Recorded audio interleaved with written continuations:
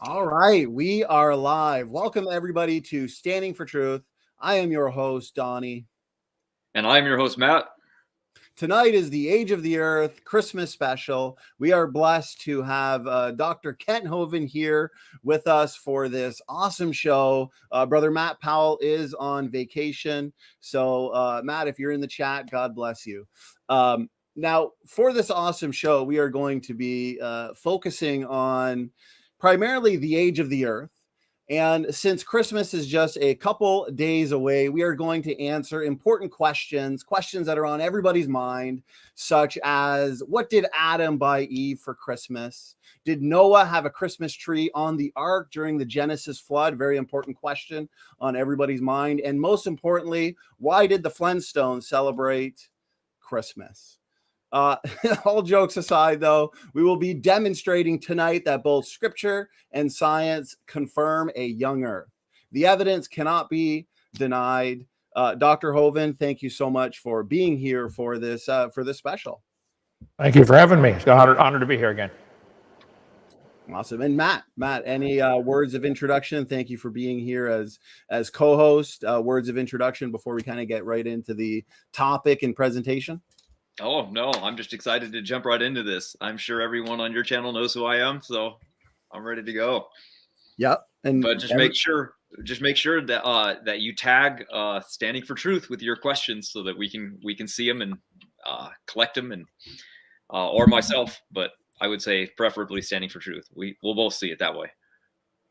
I appreciate it. And actually, again, before we get into it, I want to thank Dr. Hovind. We've been doing this ministry now for 3 years, and Kent has been a huge blessing and so generous with his time. We've had him on now 30 times. We have a playlist titled Dr. Kent Hovind on Standing for Truth with debates, interviews, discussions, everything we've done with him. Kent, even 3 years ago when we had 50 subscribers and nobody knew who we are, we had no friends in the YouTube world, you were still willing to come on and do interviews and debates with us. So I appreciate that.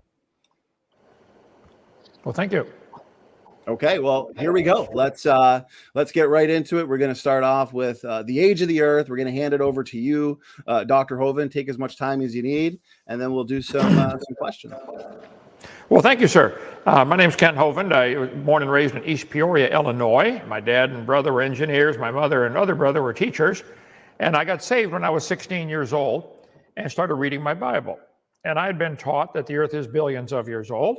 And I read my Bible, and it said Adam was 130 when Seth was born, and Seth was 105 when his son was born. And so along the years, I've made this graph and modified it many times, but Adam was 130, oh, there we go, when Seth is born, and then it says he lived 800 years after that. Of course, my first question as a new Christian, how can a man live to be 900?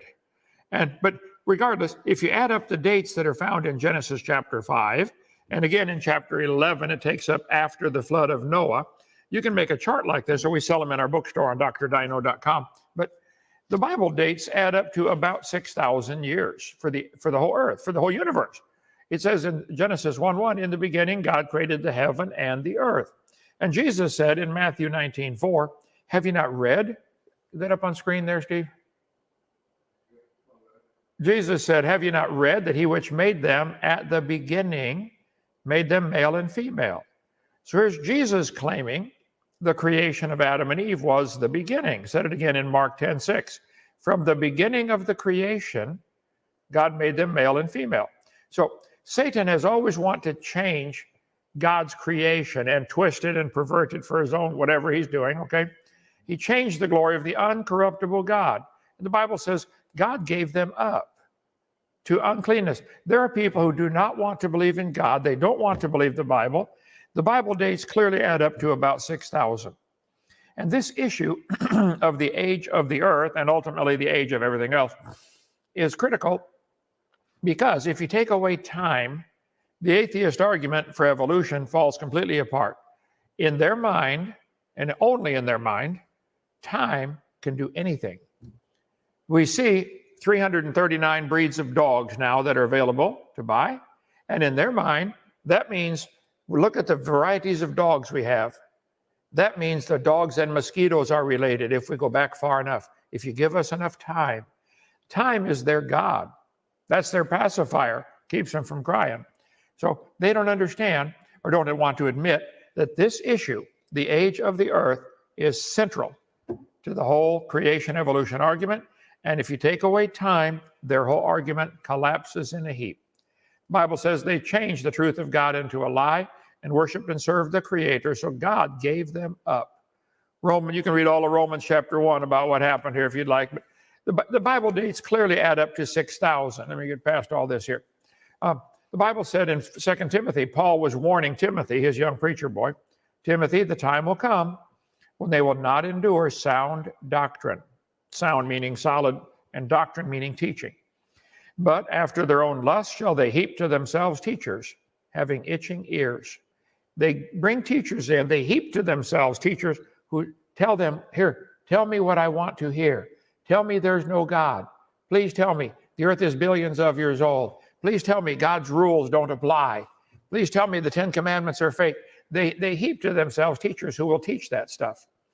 Having itching ears, and they shall turn away their ears from the truth and shall be turned unto fables. Evolution is the biggest fable ever taught, and much bigger than any of Aesop's fables. It's ridiculous. Evolution is the dumbest and most dangerous religion in the world. So Jesus said the creation of Adam was the beginning. The Bible dates add up to about 6,000. In Romans chapter 5 and 1 Corinthians chapter 15, nothing died until man sinned. This is such a fundamental question. Did man bring death into the world? Or did death bring man into the world? These two views are polar opposite. You cannot try to blend creation and evolution. You cannot try to blend billions of years with the Bible. It's not going to fit. Clearly, the Bible dates add up to 6,000. And then about 4,400 years ago, there was a big flood that destroyed the world. And I've got all kinds of charts and pictures I use on that, but the flood explains all the geology. The students are taught in school that the layers of the earth are different ages. Absolute insanity, baloney. They say the top layer is younger. Well, where did it come from? Outer space? How can any layer of earth be a different age than any other layer? Whether it's 6,000 or 6 trillion, every speck of dirt's the same age. But yet they got this crazy idea that the layers are different ages. So the people are turned away from the truth unto these fables. They'll say during the Jurassic period, there's no such thing as a Jurassic period. None. Everything lived at the same time. God made everything in 6 days.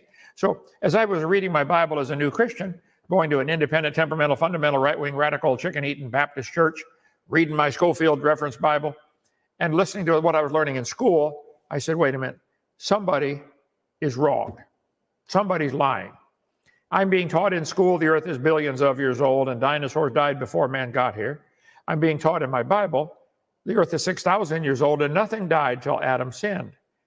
Somebody's wrong. Now I'm going to find out who it is. It's been a lifelong study, 53 years for me now, to study that topic. Is that Bible correct? And I've come to the totally unbiased conclusion that it is 100% accurate, just as written. God preserved his word. I believe in the King James Bible, to be more specific, but it's perfect. In the beginning, God created the heaven, singular, in the King James. All the New Bible versions say heavens, plural. They are wrong.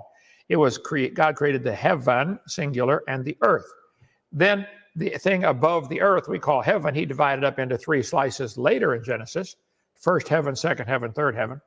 But God made the earth outstanding in the water and out of the water. The Bible says in 2 Peter, 2 Peter 3, the scoffers in the last days will be willingly ignorant, dumb on purpose, willingly ignorant of how God made the heavens and how the earth was in the water and out of the water. So we cover all that in my video series number 2, seminar part 2, about what was the earth like? Why did they live to be 900? My videotape number 1, or DVD number 1, is all about the age of the earth. Scripturally, it's absolutely could not be more clear. The earth is about 6,000 years old. So then you go look at the scientific evidence. What does science say? Well, when you see things, for instance, the earth, I got a model here. The earth is spinning, it's turning around, but the earth is slowing down. Okay.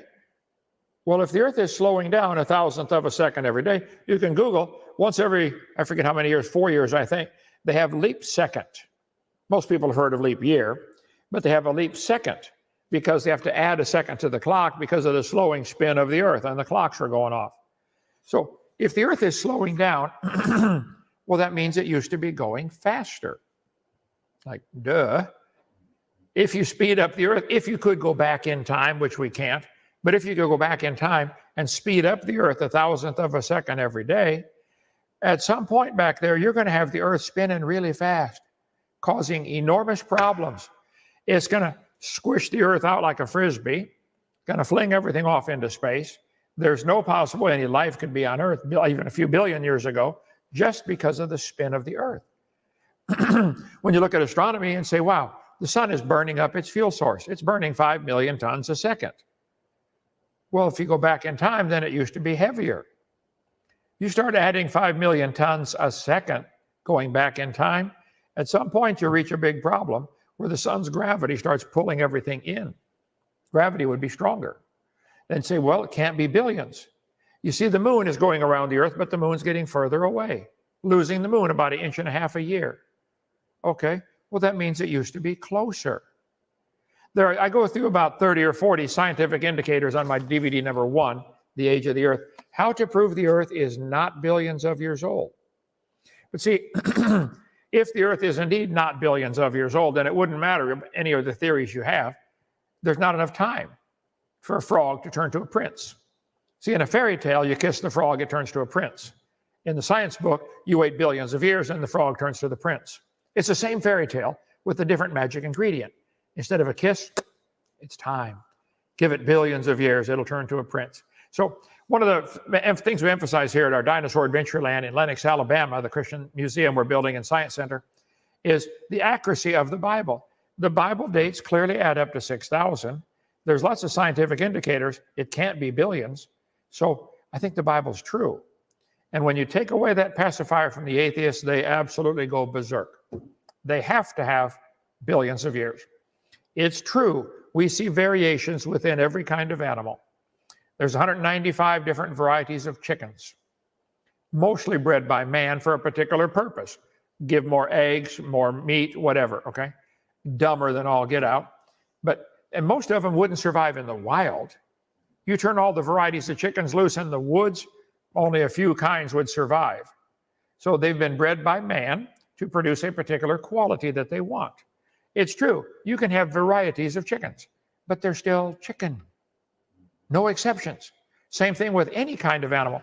God said they bring forth after their kind, not variety, not species, kind. That's mentioned 20 times in the first 7 chapters of the Bible. They will bring forth after their kind. Or Noah brought them onto the ark after their kind, after their sort. Probably had about 8,000 kinds of animals on the ark. There's a baraminology.com website. Baramin is the Hebrew word for kind. So they did a baraminology.com website. They say probably 8,000 kinds of animals on the ark. He didn't have to bring fish. Of course, they got plenty of water outside. Didn't have to bring insects because they don't have nostrils. God told Noah to bring those in whose nostrils was the breath of life on dry land. So the flood explains the geology. It explains the Grand Canyon, probably formed 50 years after the flood while the layers were still soft underneath a few hundred feet of hardened rock. And so once you cut a channel through the hard rock, it's the soft stuff, then it rose like crazy. Grand Canyon probably formed in a week. We cover all that on our video number 6 about the geology of the earth and the stratification, all that stuff. So I just defend the position, the Bible is true. But if the Bible's true about the creation and the flood, maybe it's true about the coming judgment. 2 Peter 3 said the scoffers in the last days will be willingly ignorant of the creation and the flood and the coming judgment. There was a Russian atheist astronomer who said one time, folks, either there is a God or there isn't. Both possibilities are frightening. If there's a God, we better find out who he is and what he wants and do what he says, because this is his world. If there's no God, we're in trouble. We're going around the sun at 66,000 miles an hour and nobody's driving. I think this is a critical topic, and I appreciate you guys in your channel standing for this. I don't want to take all evening, take time for questions and stuff, but I stand by the position and will defend it in a debate against anybody you've got, that the earth is 6,000 years old, not billions, and the flood can explain nearly all the geology we see, and God's word is scientifically accurate. So Christmas, of course, we know Christmas is a pagan holiday from the December 25th. Used to be the shortest day of the year when the earth is tilted far away from the sun. Now it's December 21st or 2nd. Anyway, we just passed it. There's a long, complicated reason why. But anyway, Jesus was born, and this is the day we celebrate Jesus' birth now. So I think if you've not asked Jesus Christ to come into your heart and be your Savior, that's why he came and died on the cross, you know. He wants to come, he wants to forgive your sin. But the wages of sin is death. Somebody's got to pay those wages. Either you're going to pay it by dying and going to hell, or you're going to accept his payment. So 53 years ago, I said, Lord, I'm a sinner. I'd like to accept your payment for my sin. Would you please come in my heart and save me? And he forgave me and moved in. Started making a whole new person out of me. So he wants to do the same for you. Christmas would be the ideal time for your listeners to say, you know, I'm going to give myself to the Lord as a Christmas present. Jesus, you can have me. The Bible says, whosoever shall call upon the name of the Lord shall be saved. You just simply call and ask him and he'll save you. Call our office if you want to talk to me about that, 855-BIG-DINO, extension 3. I take calls all day long. Be glad to lead you to the phone lead you to the Lord over the phone. If you'd like to come, give me a call. Okay. Donny, thank you so much. Go ahead with the next question or something like that. But the Bible says 6,000. Science teaches about 6,000, the real scientific evidence. So they're lying when they say billions. Go ahead. I appreciate that, Dr. Hovind. Great presentation, tons of good points, and I always appreciate the visuals. Amen. Whosoever shall call upon the name of the Lord shall be saved. Best time to get saved, guys. If you're a critic in the chat, it's time to believe on the Lord Jesus Christ, and thou shalt be saved. So well said, Kent. One question that comes to my mind, and then we'll get into some audience questions because we've got a great audience and questions are flying in. So we're going to be busy all night. Mark 10:6, as you frequently point to, Brother Kent. But from the beginning of the creation, God made them male and female. Now, you've done a ton of debates with old earth creationists and theistic evolutionists, and they'll say, well, you know, this is just the beginning of the creation of man. So you've got the beginning of the creation of man, but then billions of years of earth and cosmic history prior to man. What are your thoughts on that? What's a good way to rebut that? Well, if I debated Hugh Ross, the astronomer who says the earth is billions of years old, and God used evolution to get us here, sort of. That is so contrary to many other scriptures. For example, was there death before sin? When God made the world, were the lions eating the zebras, and God looked at that and said, that's very good. I'm glad that lion got that baby zebra and dragged him off and tore him apart. No. The Bible says clearly that all the animals ate plants. Everything was vegetarian in the original creation. It wasn't until after the flood when God said, Noah, now you can eat meat. Read Genesis chapter 9. So when God said it was very good, it was very good.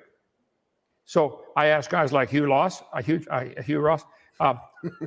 when God said it's very good at the end of Genesis chapter 1, was there death going on? And he has to say yes. If you say, well, if you believe the earth is billions of years old and you believe the Bible, did dinosaurs live before man? The Bible says nothing died till Adam sinned. So the death before sin is a major stumbling block for these guys who believe that. And again, Matthew 19:4 and Mark 10:6 both say that the creation of Adam was the beginning. It doesn't say the beginning of man. It says the beginning. So they're adding to the word of God, a dangerous thing to do, according to Exodus. So I have to strongly disagree. There's no reason to. We don't need more time. You can fit it all in 6,000 years. 6,000 is a long time. It's hard to think about Columbus 500 years ago trying to find this place. That's 500. 6,000 is a long time, so plenty of time, okay? Amen. Well said. Well said. I like the way you pointed out frequently, Kent, that time is like the pacifier for the evolutionists. You remove time and they're going to cry like a baby. And here's the thing. Time is not the hero of the story, right? The evolutionist thinks time is not the hero of the story. You can give them 1 trillion years and you're still never going to take a single-celled like ancestor into a whale. Now, Dr. Hovind, you debated a compromiser named Inspiring Philosophy, and he makes the argument that in Genesis it says, and God blessed them, and God said unto them, be fruitful and multiply and replenish the earth and subdue it. So he's saying, and a lot of these compromisers, old earthers will say, well, because it says subdue, that's harsh language, and therefore, there must have been death and war and conquest before the fall. What are your thoughts on that? What would be a good response to that? Oh, I think your audio went out, Dr. Hovind. Okay. Yeah, you're back. You're back. Okay. He said, that's reading an awful lot into the text. That's ridiculous. Replenish the earth and subdue it. Get it under control. I would say that means, Adam, here's your beautiful world. Plant the flowers the way you would like them. Plant the trees the way you would like them. Control your environment. I've given you all these beautiful flowers and plants. Put them where you want them. Tell my wife, hey, get control of that kitchen. How do you want it? How do you want it organized? Doesn't mean it's been destroyed. Just does it suit your fancy? Are the dishes in the right cabinet? Are the spoons in the right drawer?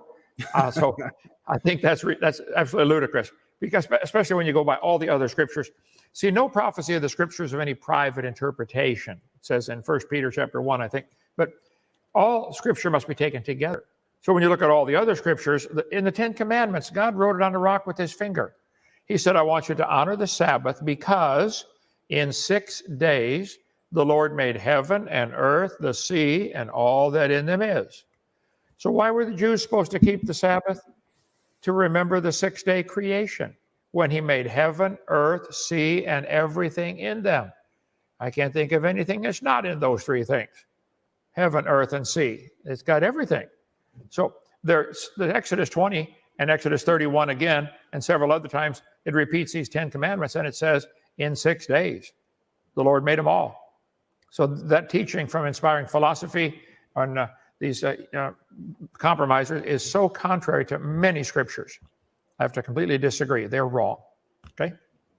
Amen. Well said. Well said, Kent. Brother Matt, anything you wanted to add? And then I'll let you kind of pick the next question and take us from here.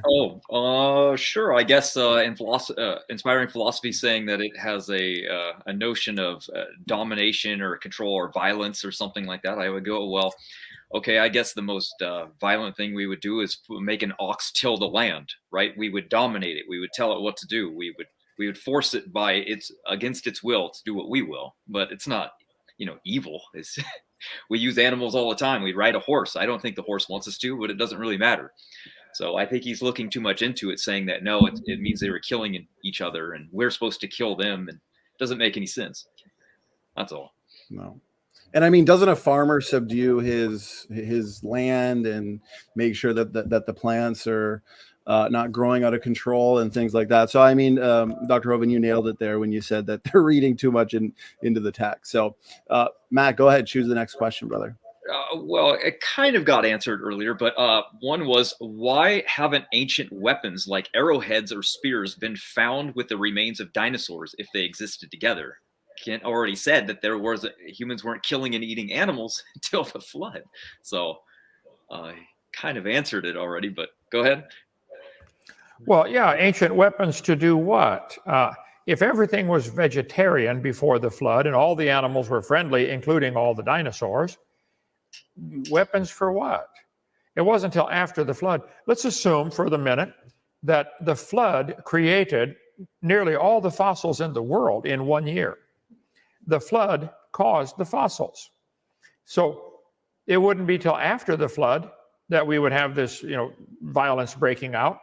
Of course, there were people were evil before the flood. There may have been some people killing each other, I don't know. But why would you find weapons with dinosaurs? I think there's plenty of evidence that dinosaurs and man have lived together. Certainly the scripture would teach that. And I cover on video number 3 of my series for 2 hours all the evidence of dinosaurs living with man. And some might still be alive. There have been thousands of sightings of creatures like Loch Ness Monster, Lake Champlain Monster, Mokele Mbembe in the Congo swamp. So I cover all that on video number 3. So I think dinosaurs probably were killed off after the flood, either by the climate change because they couldn't live as long anymore. Before the flood, people lived to be 900. After the flood, only 400, then 200, then 100.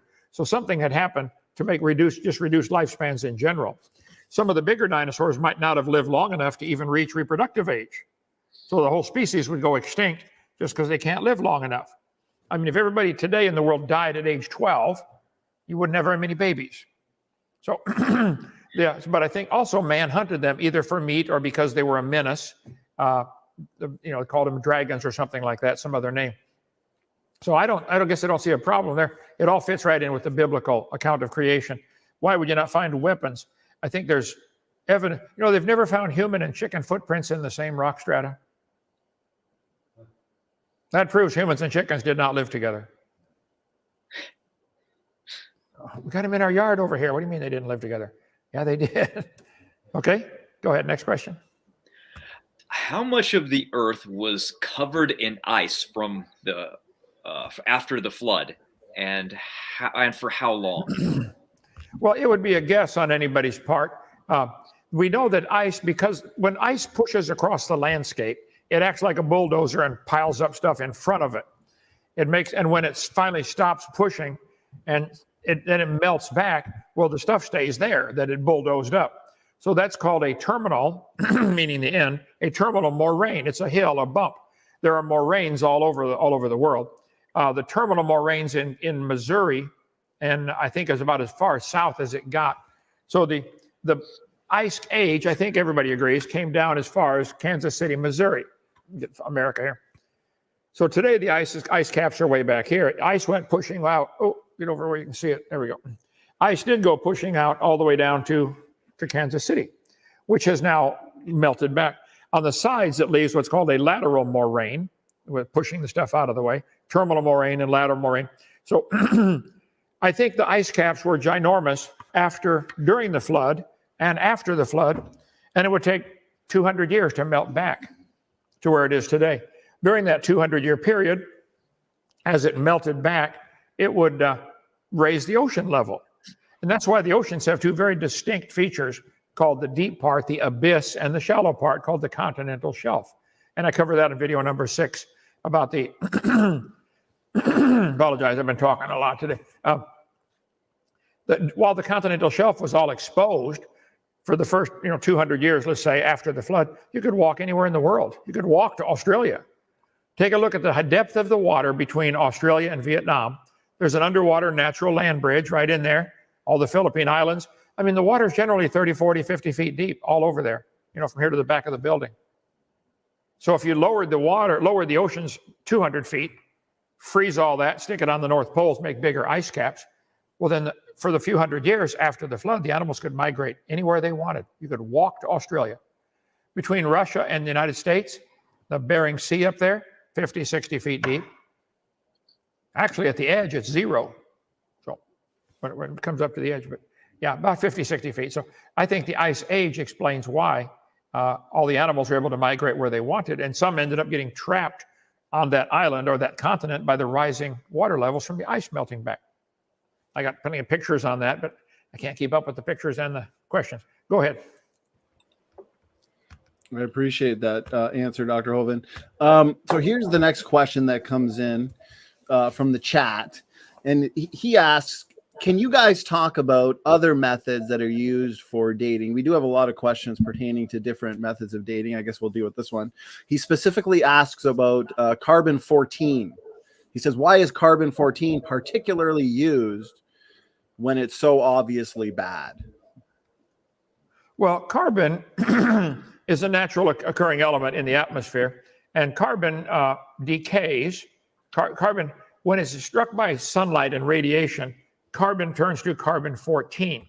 And I got 194 billion slides on that topic. I'll try to call them up quickly.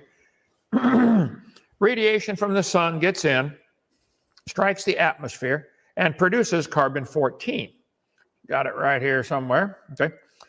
It is a very unstable element. It does not want to be carbon-14. It wants to decay back. And when it starts to fall apart and decay back, you can hear little pieces fly off of it. A Geiger counter will pick up the clicks as it is decaying. So I've got pictures showing all this on seminar part 7, where I cover carbon dating in great detail.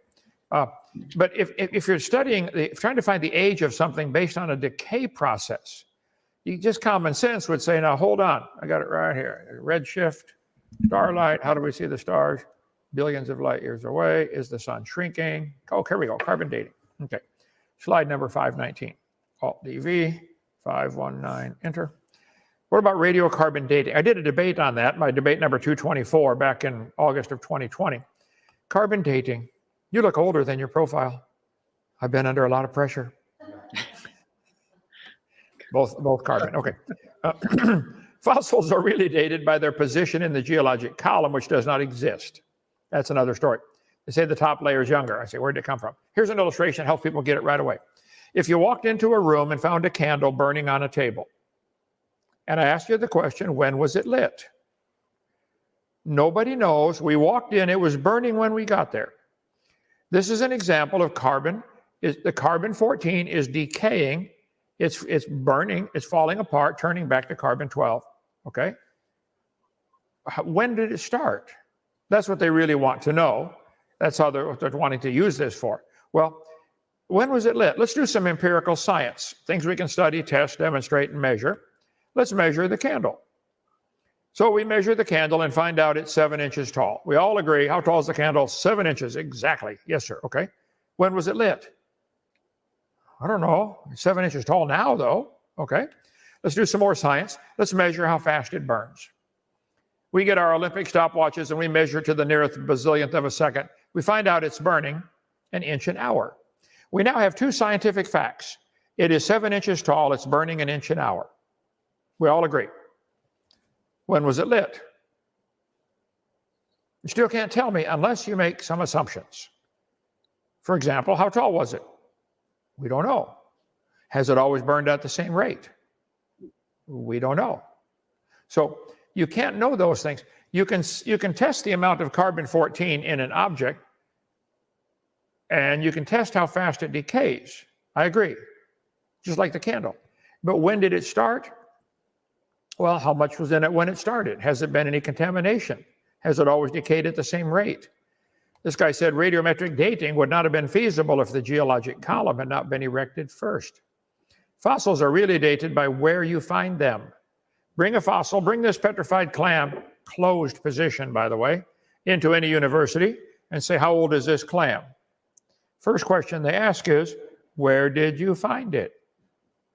I found it in my desk, sir. How old is it? They'll say, oh, we have to know which layer you found it in to date it by the geologic column. Fossils have been and still are the best and most accurate method of dating and correlating the rocks. So they date the rocks by the fossils, but they date the fossils by the rocks. Clear circular reasoning. So anyway, this guy said, I can think of no cases of radioactive decay being used to date fossils. This was 40 years ago. Nothing's changed, by the way. Earth's atmosphere is about 300 miles thick. Most of it's within 10 miles. So let's say most of Earth's atmosphere, 10 miles. It contains mostly nitrogen, some oxygen, a little tiny bit of carbon dioxide, and a real tiny little bit of radioactive carbon, 0.0000765%. Carbon combines with oxygen and makes CO2, which the plants breathe. They love it. That's what they live off of. Radiation is striking our atmosphere, producing carbon-14. Well, the oxygen latches onto it, whether it's carbon-12 or carbon-14, it don't care. It just wants a carbon molecule. And so the radiation, cosmic rays bombard the upper atmosphere. Neutrons collide with the atmosphere, nitrogen atoms, and produce carbon-14. Okay. You can read all about this. They've known this for the guy who invented it, Willard Libby, here back in 1955, invented the carbon-14 process. About 21 pounds of carbon-14 is produced every year in the whole world. 21 pounds spread out over the whole planet, not much. Well, carbon and nitrogen are right next to each other on the periodic table. There they are right there. A Geiger counter is used to detect radioactive elements like carbon or uranium or potassium as it decays. Radioactive carbon is being produced in the atmosphere by the sun. It breaks down to nitrogen at the rate of half every 5,730 years. Okay, I agree. Well, the plants are breathing in CO2. They don't care whether it's radioactive or not, they're bringing in CO2. So the assumption would be that the amount of radioactive carbon in the atmosphere, the 0.0000765%, would be the same found in the plants. A reasonable assumption, but unprovable. Then animals come along and eat the plants. I agree. So you would assume that plants and animals have the same ratio as the atmosphere does. Sounds good. So the plants are taking it out of the air, the animals are eating the plants, and it gets into all the biosphere through this process. It's assumed the ratio in the atmosphere would be the same found in living plants and animals. Okay? Possibly, we don't know that that's true. When the animal or plant dies, it stops taking in any new C14. It's no longer breathing in the plant's case or no longer eating in the animal's case. So they compare the amount in the atmosphere with the object being dated. Let's say it's got half as much in the fossil as it does in the air.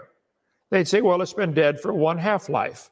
And we know it takes 5,730 years for half of it to decay. Therefore, it's 5,730 years old. This is, in a nutshell, how it's done. Whatever C14 is in it continues to decay. So it can't get any more. It's not breathing anymore. So if it's got 0.000765, they say, oh, it's just recently dead. If it's got half of that, it's been dead for one half-life, 2 half-lives, 3 half-lives. With carbon dating, you could not possibly date more than about 15 or 20 or 30,000 years. It just, some people say, oh, we can go 50,000. Okay. I don't believe that, but let's give them 50,000. So it goes from a half to a fourth to an eighth to a 16th to not much to measure. Here's the decay rate. 16 clicks per minute on your Geiger counter, still alive. 5,700 years old, it's only got 8 clicks per minute. This is a rough analogy of how it works. And they're just testing how much carbon-14 is in this thing and trying to find an age based upon the amount of C14 that they can measure. Obvious, glaring assumptions here. How much was in it when it died? Did the atmosphere back then have the same amount as it does now? You can't know that. Has it always decayed at the same rate? Has there been any contamination? Let's see. Their short 5,700-year half-life, no atoms of C14 should exist in any carbon older than 250,000 years. Should all be gone. Yet it's proven impossible to find any natural source of carbon below the Pleistocene age that does not contain significant amounts of C14, even though such strata are supposed to be millions or billions of years old. Conventional carbon-14 laboratories are aware of this problem and are unable to account for it. I mean, we don't know. Lately, the world's best such laboratory learned how, in 2 decades, how to measure and not contaminate the samples. Even diamonds. ICR.org, Institute for Creation Research, has a lot of stuff on carbon dating. There's some obvious assumptions. If I told you I want you to fill a barrel with water, I give you the hose, here, fill the barrel. But I got holes drilled on the other side. As you're putting water in, it starts leaking out the hole. When it gets a little more full, it leaks out 2 holes. At some point, you're going to reach a stage called equilibrium. You'll never fill the barrel past that point because it's coming out as fast as it's going in. So they are assuming that C14 has reached equilibrium millions of years ago. Carbon dating and bomb carbon. One assumption is that global levels of C14 in the atmosphere has not changed. The other assumption is the corollary. Biosphere has the same overall concentration of radiocarbon as the atmosphere. You can't know either of those. Anyway, so I go through probably 45 minutes worth answering that question about carbon dating. Freshwater reservoir, there's so much involved here. It is based on just very obvious assumptions. Carbon dating, a closer look at its many flaws. There's an article, 2 years ago. Radioactive cosmic rays change the Earth's atmosphere, irregularity in carbon-14. I've got a ton of stuff, and you can get all my slides on a thumb drive for $100, all 45,000 of them that I use in my presentations. So I don't want to spend all the time on carbon dating, but if somebody tells you we know the Earth is billions of years old because of any dating technique of a decaying element, rubidium, strontium, lead-208, lead-206, they do not understand what they're talking about, okay? It's been calculated it would take 30,000 years for the Earth's atmosphere to reach equilibrium. If we took a brand new planet, put air around it, got it going around the sun, the radiation is producing C14, decay is taking it out. This is filling the barrel with water. How long would it take to reach equilibrium? They said 30,000 years. Okay? Then they come along and say, well, we know the Earth is millions of years old, so we can ignore the equilibrium problem. Oh, no, you can't. You know, the Earth has still not reached equilibrium. Radiocarbon is forming 28 to 37% faster than it's decaying. Well, if we still haven't reached equilibrium, it's less than 30,000 years old. Yeah, I could have told them that. There's plenty of articles on that stuff. So anyway, that's enough on that topic. Go ahead. I appreciate it, Dr. Hovind. 45,000 slides. I don't know how you find the specific slides so quickly. I love it. I always appreciate the visuals. One thing I'll say to that, Dr. Hovind, is I find it so funny when these critics and proponents of deep time evolution want to bring up these dating methods, because if the Earth really were billions of years old, all the C14, as you're pointing out, should be gone. And yet we consistently find and get thousands of years for dinosaur fossils, diamonds, coal, and other samples. I mean, how can that be? It can't be if the Earth's billions of years old. Right. I agree. Matt, any comments you wanted to make or add before we get to this next question? Oh, no, let's just jump right into it. There's so many questions still. It's insane. Okay, go ahead, Brother Matt. I'll let you do the honors, whatever one you want out of that massive list. Okay. For a kid, what would you tell the scoffer that says bacteria mutations prove evolution? Bacteria certainly mutate. The DNA code in a bacteria is more complex than the space shuttle. But it's always and only and ever still a bacteria. Nobody's ever seen a bacteria produce a non-bacteria, ever. Now, if you wish to believe and imagine, SpongeBob style, just imagine if we gave it billions of years, this would turn to an elephant. Okay, you can imagine all you want, but all that anybody's ever seen, from any mutation, whether it's bacteria or anything else, it's still a bacteria. Nothing else ever. It's certainly never going to become 2-celled or 3-celled or 4-celled. So they're dreaming that the mutation, which is a mistake in the gene code, would make a positive change. Nobody's ever seen a positive mutation. Mutations are harmful or fatal or neutral. They don't do anything. And if you could find a beneficial mutation, who would it marry? Don't they got to be of the same location and find each other at the same time in history? I mean, they're absolutely dreaming. I think nightmare might be a better word, that this process is going to change to something else. It's not science. It's a religious belief. And they're welcome to it. But they should admit it's a religion, and they should stop teaching it in the school system to all the kids. because it sure ain't science. Amen. Amen. Well said. The chat is wild. It's very lively. And here's a super chat question. Just glancing over it, it looks like it's an objection, actually. I'll put it up on screen so we can all have a look at it and read it. This one comes in from Walter Robertson. I appreciate the question. And the super chat, he asks, in Genesis 1:26 and 27, male and female were created. Verse 31, the sixth day. Are you really going to believe that all the events between Adam and Eve were done in a 24-hour period? Genesis 2:7-23 all happen in 24 hours? Question mark. How are all these things done in such a short amount of time? Okay, excellent question. On my video 7, I cover are there supposed contradictions in the Bible. One of the contradictions the atheists love to point out is Genesis chapter 1 and chapter 2. Let me get this in slide number, I'm up to slide number 1,000 and something here. See, it would help if you asked the questions in the same order that I have the answers. Now, that would really help. But Genesis chapter 1 is the summary of the, here it is, slide number 1197, Alt-DV 1197. Okay. Does Genesis 1 conflict with Genesis 1:2? No, don't need that right here. Okay. But when I was a brand new Christian, I went to a church camp, but at a Methodist church camp. And the counselor there said he was an agnostic, and he didn't believe the Bible, and he spent the whole week trying to destroy our young faith in the Word of God. And he made this same objection here. Genesis 1 and Genesis 2 object. It says he made the trees on the third day in chapter 1, and the waters brought forth the birds or the fowl in Genesis chapter 1 on the fifth day. On the sixth day, he made animals, and then he made man last of all. But when you read chapter 2, God formed man of the dust of the ground and planted a garden and eat. Oh, wait a minute. I thought the plants were here before man. Chapter 1, they were. Now the plants are coming after man. And he made all the trees grow, okay? And then God said, I'll make the animals out of the ground in chapter 2. Here's the supposed contradiction. Chapter 1 has the grass, plants, trees made on day 3. Chapter 2 has them made on day 6. Chapter 1 has the birds made out of the water on day 5. Chapter 2 has the birds made out of the ground on day 6. Chapter 1 has the animals made before man. Chapter 2 has the animals made after man. Very simple to resolve. Day 3, God made the plants. Day 5, he made the birds out of the water. Day 6, he made the animals, and then he made man.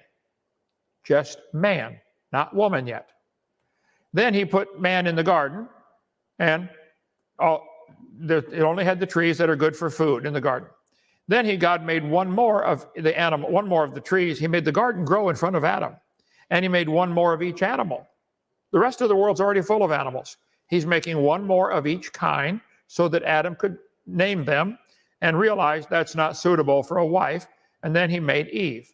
So Adam was created, and then Eve, Adam got to see God actually create things. He saw it. Eve did not see God make anything. She was the last thing created. So that's the one Satan came to try to tempt. So it's not a contradiction at all. Day 6 was a busy day. He made all the animals, probably in about a microsecond, and then he made man. Then he put man in a garden and made the garden grow in front of him. Adam, watch this. Up out of the ground came all the trees and plants.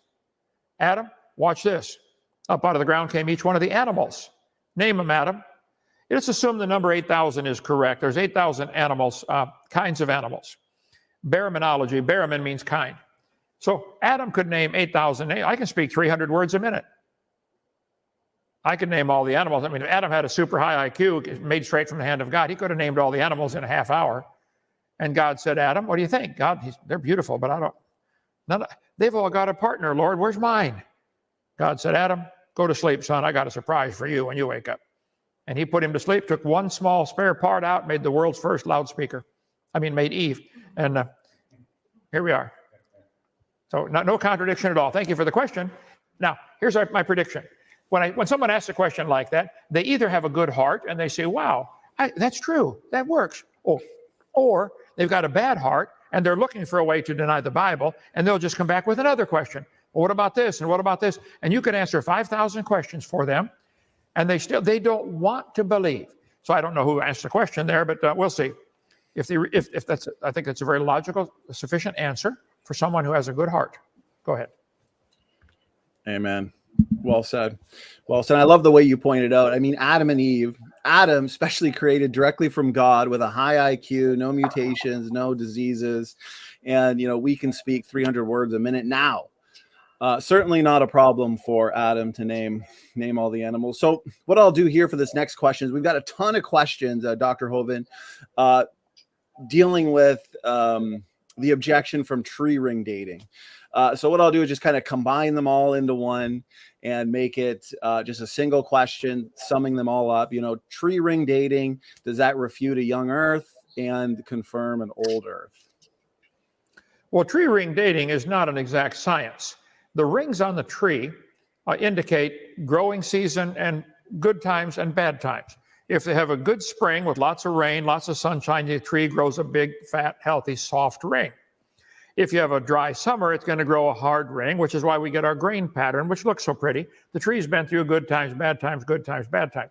God does that to us also to make us beautiful, I think. If the tree was all hard ring, it would snap when the wind blew it. If the tree was all soft, it couldn't stand up. It's too soft. So it's a laminate effect. That's what plywood is for. The lamination of hard, soft, hard, soft, hard, soft makes it both strong and flexible. And God puts us through these same things, good times, bad times, good times, bad times. And we end up both flexible and strong. But the tree can often produce 2 rings a year. It's a matter of you got a good spring, bad summer, good fall. You're going to get 2 rings. And I cover that about the tree ring dating on my video number 1. See if I can get more. Yeah, I got way too much here. Tree ring dating. I think everybody that understands it would quickly agree. Well, we don't know the age of a tree based upon the rings. It's a close guess. It's not on this particular presentation, but check my seminar part 1 where I show all the documentation. Trees can produce more than 1 ring a year. The oldest living tree is in about the 4,500 year range, 4,500 rings. So, and the Bible says the flood was about 4,500 years ago, so that would fit fine. What they've done to extend it back beyond that is called overlapping tree rings. Well, hold it. Trees on opposite sides of the same mountain will produce different ring pattern. You might have a tree that's overshadowing another one. I covered this the other night on my YouTube channel, Kent Hovind Official.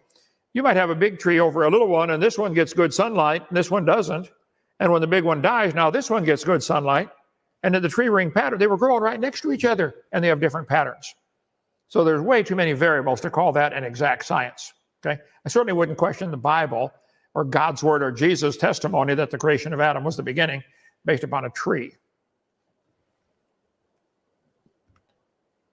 I'll keep looking for that while you give the next question here. Perfect. Yeah, I totally recommend people check out your seminar as well. Or even last week, you did a Bible study, Kent, where you had some great slides on tree ring dating and kind of verifying all these awesome points that you are making. So, what comes to mind, because you pointed out again that, he created Adam and Eve at the beginning. You debated this heretic months ago named Smokey Saint, and he made this argument to you. He said, well, it can't be the beginning because Adam and Eve were created on day 6. That's not day 1. That's not the beginning. I mean, we can clearly see the desperation in their arguments. But what are your thoughts on that if a critic were to say that? Would it be fair for me to say the beginning of my life was 1953? Yeah. Well, that's a whole year. I could be more accurate and say it was January 1953. That's more accurate. I could say, well, the beginning of my life was January 15th, 1953, my birthday. Okay. Well, what time? I don't remember. I was little at the time. I had other things going on. I was so amazed at the stuff I saw in that hospital. I didn't speak a word for almost a year. So I don't know the time I was born. I don't care. That was the beginning of my life. So I think it's perfectly fine to say the beginning of the creation, when God made them male and female, that was the first week. He narrowed it down to 1 week. So I'm sorry if they're not happy with that, didn't get it to the day or the minute. Well, too bad. Or, for example, when I wake up, the first hour of my day, what do? I maybe brush my teeth, eat breakfast, go to the washroom, take a shower, check my phone. All those things could certainly be considered to be the start of my day, the beginning of my day, even if it's not the very first thing I did. So you know, it's 2022 almost. It's a great time to be a young earth creationist. So the next question, Dr. Hovind, you've demolished dating methods. You've demolished tree ring dating. You've demonstrated from scripture that the Bible teaches a young earth. The science confirms a young earth. So this next question has to do with ice core dating. So we have several questions coming in pertaining to that objection. Might as well leave no stone unturned. Does ice core dating demonstrate an old earth and refute a young earth? I have a whole section on that also on seminar part 1 about the ice cores. During World War II, some airplanes tried to join the war. They hit a storm over England, tried to fly back, ended up crash landing in Greenland. I'll show you the pictures if I can find it. This presentation only has 1,320 slides, okay, in this one. But when they landed in 1940 something, they abandoned the planes and went on, and somebody came and got them, and they went on and fought the war. Well, a guy in 1990, I believe, got a brilliant idea. He said, hey, there's brand new airplanes sitting on the ice in Greenland. Let's go get them. They went over there and started drilling holes in the ice, trying to find these airplanes that were buried down there, called the Lost Squadron. I met the guy who headed up the crew digging the planes out. I went and talked to him. I've got an address and phone number and everything right here, if I can find it with all my slides. Anyway, I said, how long had the planes been on the ice? He said they've been there about, I think, 45 years or whatever it was. I forget. I said, when you drill down to get to the plane, did you go through ice rings? He said, yeah, many hundreds of them. I said, hold it. How do you get many hundreds of rings above an airplane that's been there for 45 years? Shouldn't there be 45 or 48, whatever the number was? Let's see, tree ring, no, ice core. There we go. So, there we go. Ice core dating right there. Man, here it is. Phone number, 1942 they landed. The Lost Squadron.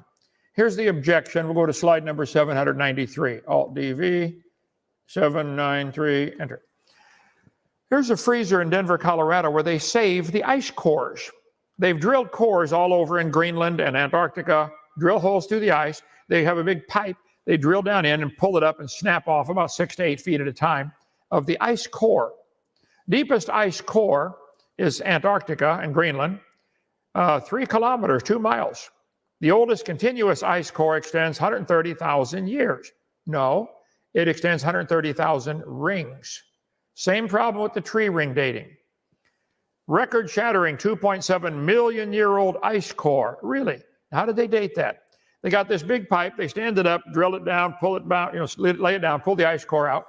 Right there. These are the rings they're talking about. The assumption is if in the summertime, the top layer will melt a little bit and refreeze and make clear ice. But in the winter, it keeps compressing the snow and makes milky colored ice. So they assume that the clear and milky is summer, winter, summer, winter. Well, what if you get a warm week and then a cold week and then a warm week and then a cold week? These ice cores are not reliable to date the age of the earth. These rings on here, snow melt on a warm day will refreeze, making a layer of clear ice on top of compressed snow, which will be milky. You can get many of these. In Greenland, it says the annual rings are very thin. The deepest core is over 10,000 feet, 135,000 years, all based on the assumption that those rings are annual. Duh. A kindergartner ought to be able to figure that out. You don't know each one's a year. What if you had a warm summer, cold snap, refroze, another warm time? They represent warm, cold, not summer, winter, summer, winter. They told me the layers are annual rings. This is baloney. Warm days, cold nights would give 7 layers in a week. Here we go. Annual layers. They call this, the Lost Squadron are the airplanes that landed in Greenland, 1942. I talked to the guy who dug the planes out. I'll give you his contact info. Middleborough, Kentucky. They've got a museum there for the plane they took out. They took it apart at the bottom of the hole. They drilled down, got to it, took the plane apart, brought the pieces up, put it back together in Middleborough, Kentucky. There it is right there. They're in the ground for 48 years under the ice, 263 feet down. That's 5.5 feet a year of snow ice would accumulate. 10,000 feet divided by 5.5 is only 1,800 years. See, the deepest core they've ever drilled is 10,000 feet. That's only 2,000 years worth, if you want to go by simply depth and forget the rings. Planes do not sink in the ice. Planes are always made nose heavy. If you run out of gas, you want it to come in so you can guide it. You don't want the tail heavy coming in like this. The airplanes are made slightly nose heavy, okay? Well, Bob Cardin at the museum is the guy who helped dig out the plane and kind of in charge of one of the crews there. They went down 62 feet, and they hit a plywood cover left by the 1983 expedition 8 years earlier. So in 8 years, they got 62 feet of ice on top of their plywood. Talk to Bob.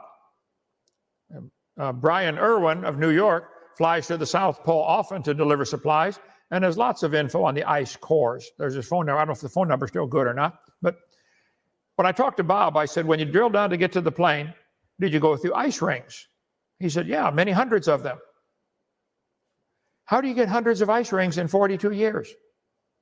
They're not annual. Duh. He said they got 30 to 40 rings accumulated in just 9 years while they're working on the project. This article still calls them annual layers. Scientific American, baloney. Ice core ring dating. They still call them annual layers. They're either lying or they're stupid.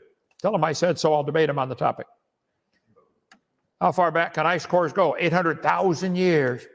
Well, you might have 800,000 rings, but it's not 800,000 years. The thickness of each layer allows scientists to determine how much snow fell there during a particular year.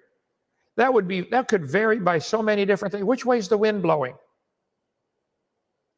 What time of year is it? You think snowfall is a regular event? Ask anybody that lives up north. You could get 2 feet in one night and then get nothing for weeks. That's ridiculous. Ice cores correspond to seasons and years. Let's see, annual layer of ice. I'm sorry, these are not annual layers. They're simply mistaken. Dating ice cores. So I got a ton of stuff on this Australian Antarctic program where they take these ice cores and try to get them to see annual layers recorded in an ice core can be counted. Like counting. This is worse than tree ring dating. Okay, much worse. They're not annual layers. Sorry, tell them I said they're lying or stupid. Okay, any other questions? I appreciate that. I love how detailed your responses are, Kent. Matt, go ahead. Over to you, brother. Okay, sure. This one is, again, about annual rings, but it's different. It's hyper-specific. The question is, why is there a glass sponge off the coast of China 11,000 years old based on its annual rings? A glass sponge? A what? Yeah, a glass sponge. They found a sponge that they started studying. I think the study goes back to Max Planck Institute in 2012, maybe earlier, I forget. And what they did is they started studying sponges to determine temperature change of the ocean. And they said that this sponge, because it's so old, we can study it to see the temperature change off the coast. They live at like below 1,000 meters. So they started studying it for temperature change. But he wanted to know, how could it date so old based on its annual rings? Well, obviously it dated that old because they don't know what they're doing. They dated it wrong.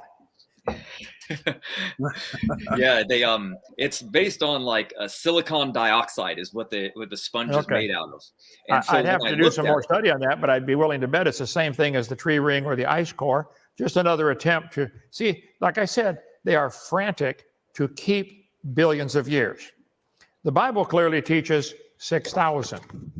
Just that simple fact destroys all the evolution theory. It doesn't matter if animals were capable of changing from an amoeba to an elephant. There isn't enough time. So they have to have time, and time is their pacifier. And you'll see them jump in. They're frantic to grab at anything that will keep time on their side. So this Chinese sponge is the new one. I'll do some research on that. Okay. Yeah. I looked into it at one point, and basically what I've determined is that they said, based on the ocean in that area, that the amount of manganese, the mineral, is very, very low. And so when they test the sponge, it has low amounts of manganese in each ring. So they said, see, that proves that it's really, really old because there's not a lot. But in in our flood models, whether it's catastrophic plate tectonics or hydroplate theory, it doesn't really matter, because we admit that volcanism is the reason that happened during the flood, loss of volcanic ash. Well, they determined that most of the manganese comes from volcanoes, so that's why it's there. So are they going to sell it in a Chinese restaurant? I'm sure they'll eat it. They eat everything there. Okay, a delicacy. Okay, I would be willing to bet ICR, Institute for Creation Research.org, has already done stuff on the Chinese sponge. If not, Ken Ham, Answers in Genesis. They probably got somebody answered that already, but I'll have to work on that one. That'd be more, just what I need. I need more slides. That's what I need. Go ahead. Yeah. I guess 45,000, it isn't enough. But I think you nailed it, Kent, when, they just won't tap out. They'll just, but I noticed they won't only not tap out, they won't address the arguments we're putting forth. For example, C14 in diamonds, dinosaur fossils, coal, so on and so on. That just can't be, but they won't actually address or refute it. They just want to, go to another and then another and another. So, they're willingly ignorant. But this next question, I put it up on screen, Dr. Hovind, came in from the chat. And they're asking you, can you ask Kent why the Bible says a day with Jesus is like 1,000 years?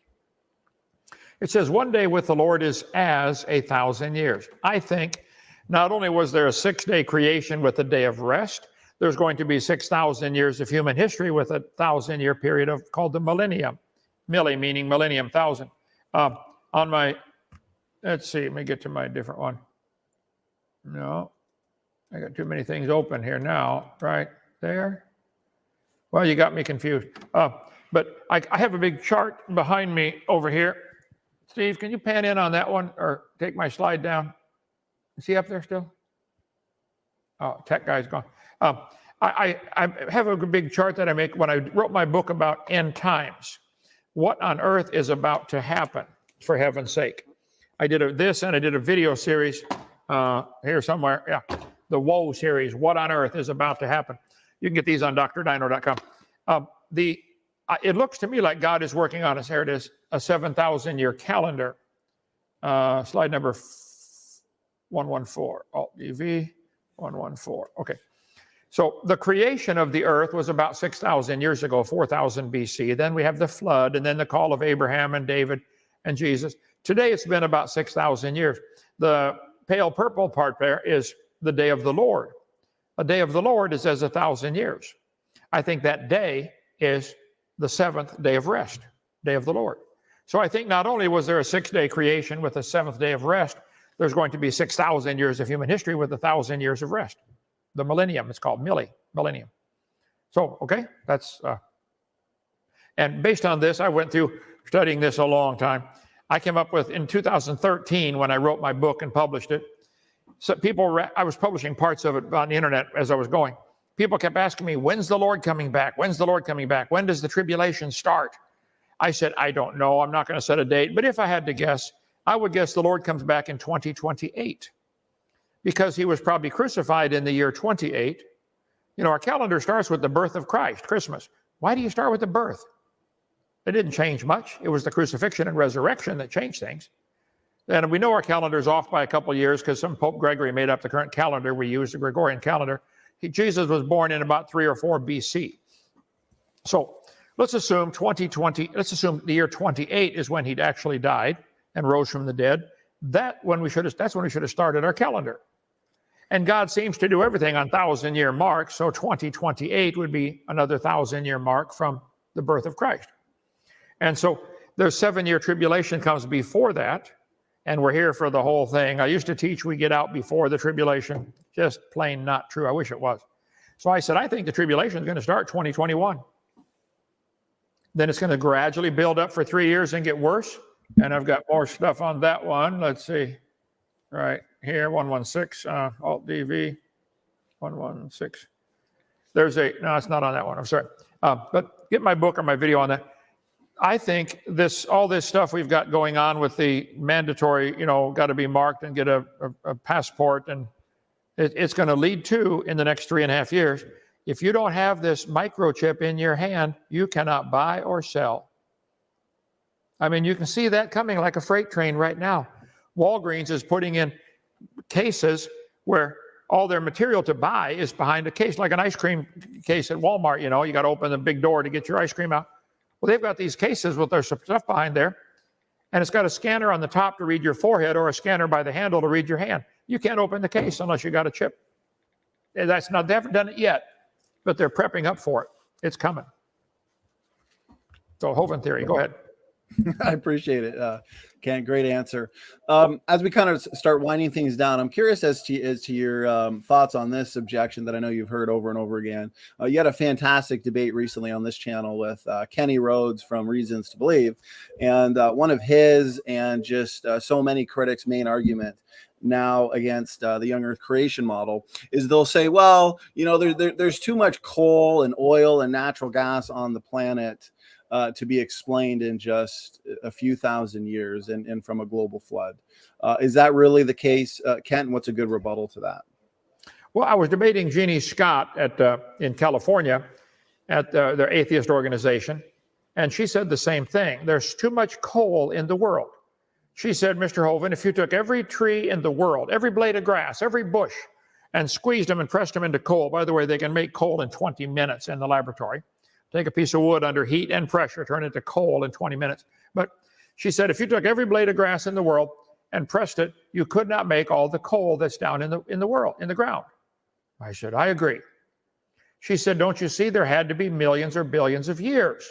I said, no. Obviously, you're starting with the assumption that the amount of plants on the world today is what was there when the flood started. God created the world to be inhabited. That's why he made it. Today, 70% of it is underwater. A whole bunch more is under desert or ice caps.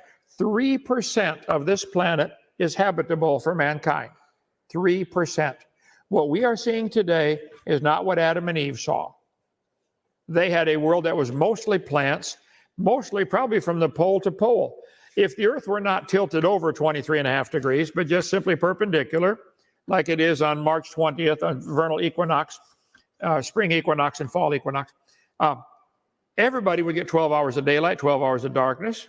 And if the earth had a canopy overhead, like I believe it did, a canopy of ice 10 miles up, a couple inches thick, to make the earth like a big greenhouse, it would equalize temperature, it would increase air pressure, and you could have plants all over the place. When they go to the South Pole and drill through the ice, they find trees. There's coal at the South Pole. Obviously, it was once covered by vegetation. So I think if the earth was much more lush vegetation worldwide, today, 70% is underwater. A lot of it's desert and ice cap. So you could make all the coal if the earth had more. I've got slides on all this, just answering that question about coal formation. But Matt did a great one. He showed a picture where they've got like 7 or 8 consecutive layers of coal, and all of them carbon date the same age. Matt Powell did that. Interesting. So anyway, I'll get the coal slide up for another time. But yeah, I think all the coal formed at the flood.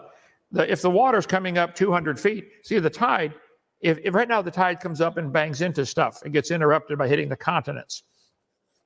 But if the earth were covered with water and no interruption for the tide would become harmonic and would be a 200-foot tidal change every 6 hours, 12.5 minutes. Well, if the water's coming up 200 feet, the water has to be rushing in from the sides to stay under the moon's gravity at the same speed the earth is turning. At my latitude in Lenox, Alabama, we're turning nearly 900 miles an hour. At the equator, 1,037.6, depending upon your altitude. But so the earth, the water rushing in sideways would knock all the trees down and bury them under a layer of mud. And just the tide going up and down every 6 hours, 12.5 minutes during Noah's flood would make layers of trees, layer of mud. A couple days later, another layer of trees as stuff is swashing back and forth. Look at what happened in Mount St. Helens. 1980, it erupted 40 years ago. There are still trees floating in Spirit Lake 40 years later, still floating. Many million, not million, maybe hundreds of thousands of them settled to the bottom of Spirit Lake. It was a great example of what the flood could have done, only it's on a small scale. So I think the flood is the best answer for all the coal seams that we have. There is a lot more coal in the world, in the ground, than all the trees would make. They are correct. But they're incorrect in assuming that the earth today is like it was then. There's their problem. Okay? Amen. Amen. It's those same assumptions that they're guilty of. And I notice a double standard from them, Kent, because we know that coal, oil, and natural gas can be formed quickly through a lot of heat and pressure, right? And then they'll say, well, the flood would produce too much heat. It would have boiled the oceans, melted the crust. And then they want to say, you know, we can't explain all the coal, oil, and natural gas today. Well, all that heat you're complaining about can be utilized to rapidly form all of the coal, oil, and natural gas. So it looks like the heat is a feature of the flood and not a bug, like they keep saying. So what we're going to do here is I've got 100 questions. We're just going to have to wrap it up, I guess, with this last one here that, you know, I'll put it up on screen. Dr. Hovind, again, I always appreciate the time you give us. I always appreciate how thorough your answers are. We could definitely talk to you all day. So here's the last one. Here's another common objection we see, especially frequently. Can the global flood model explain rapid plant growth after the flood? The critics say no, of course. Well, we know that from the dates given in the Bible, Genesis chapter 6, 7, and 8, Noah was in the ark for over a year. Let's say 380 days or whatever it was, okay? That doesn't mean the earth's covered in water that whole time. Parts of the earth might have only been covered in water for a few days. The crust of the earth is broken up into plates like an eggshell. Nobody argues about that. And the crust of the earth is flexing up and down. And so parts of the earth might have actually only been inundated for a few days or a few weeks, just long enough to drown everybody. How long would that take? So I think they're based on the assumption that all the plants were completely wiped out and the earth is bare when he gets off the ark. No. All the animals were dead. All the people were dead. But I don't think plants can survive being inundated. Well, Debbie, you're a farmer. How long can a plant be underwater and come back and be fine? Could be months. Take a look at the swamps in Louisiana. So I think plants can handle that kind of stuff, you know, a short period inundation. Some live, you know, cypress trees stay in the water, you know. So I think Noah was in the ark. When he got out, the earth still had lots of plants growing. Insects didn't have to go on the ark. They could survive in the plants or on the floating log mats. They could survive places where people could not survive for months. That would be my answer to that, is that they're laboring under the false delusion that the earth was bare naked when Noah got out of that ark. By the time, after he hit bottom, God made him wait in there for like 4 more months. By then, all the trees are producing fruit again, all the plants are producing seeds, and plenty to eat outside. He didn't get out of the ark until there was food supply ready. Read the story carefully. God thought of everything.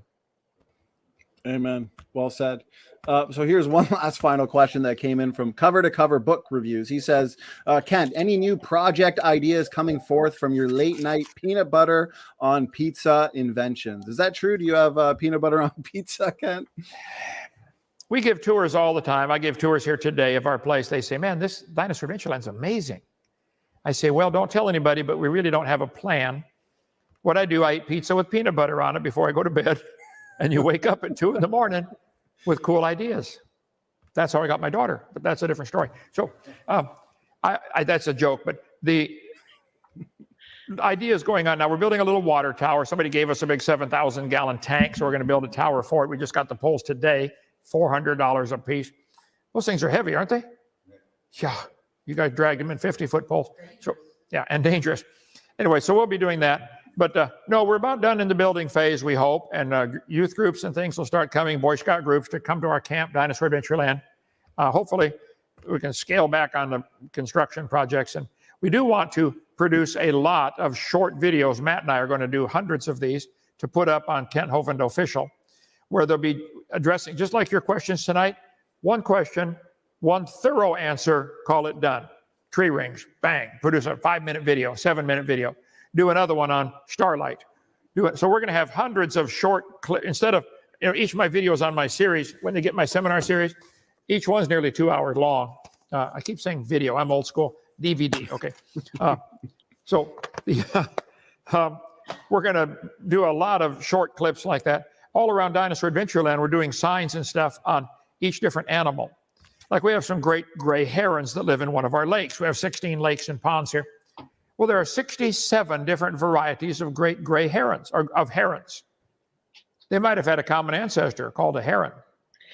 That doesn't prove mosquitoes are related to whales. So as I do the outside tour around here a couple times a day, we stop and talk about all the different amazing plants and animals and stuff. And we want God to get the glory for his creation instead of some stupid evolution, time, chance, hope it happens kind of stuff. We think that's dumb. Okay. Amen. Amen. Wait a minute, Dr. Hovind. Are you saying that whales and pine trees are not related because they're both eukaryotes? Well, whales and dogs both bark, but it's in a different. I mean, pine trees and dogs both have bark, but it's a little different. Okay. Yeah. Okay. And bananas and elephants are both yellow except for the elephant. Right. Great response, Dr. Dino. This has been another fantastic Q&A. An hour and a half flies by. We've had close to 200 people with a ton of questions. Everybody in the audience, I want to thank you for your questions, your comments, your super chats, your support. You guys are the life and blood of this ministry. And Matt, I believe there's a question people are asking how they can purchase your slides and videos and so on and so forth. Kent, that's on your website, right? Dr. It is. Dino. Website drdino.com, D-R-D-I-N-O. They can call 855-BIG-DINO, like a big dinosaur, and go to extension 1 or 2. That'll take you to one of the secretaries. So I want the slides. It's a thumb drive with all 45,000. All the slides I use in my seminar, all the slides I use as I prepare my Bible studies that I've done here through the book. We're going through Proverbs now. We went through Matthew, 1st, 2nd Samuel. I add stuff to it all the time. So yeah, thumb drive with all PowerPoint slides. I'm going to do a video on PowerPoint for boneheads because that's about the only computer program I really understand. But I got that one down pretty good. Yeah, they can call those numbers and get it, or just or on our website, drdino.com, and get the slides. Steve, when they order the thumb drive with all the slides, well, we should probably update that every couple of weeks since I add so much new stuff all the time. Okay? All right. Well, I have a dilemma. I have to drink a lot of water because my throat goes bad from talking all day. But when I drink a lot of water, I need to leave. So, yeah, amen. Actually, done, brother. And that goes for me as well. So well earned, well deserved. Kent, God bless, brother. Matt, thank you for being co-host. Everybody at Dell, God bless as well. Merry Christmas, and thanks for tuning in to the audience. Standing for Truth. Thank you Dr. so much. Hovind and Matt are out.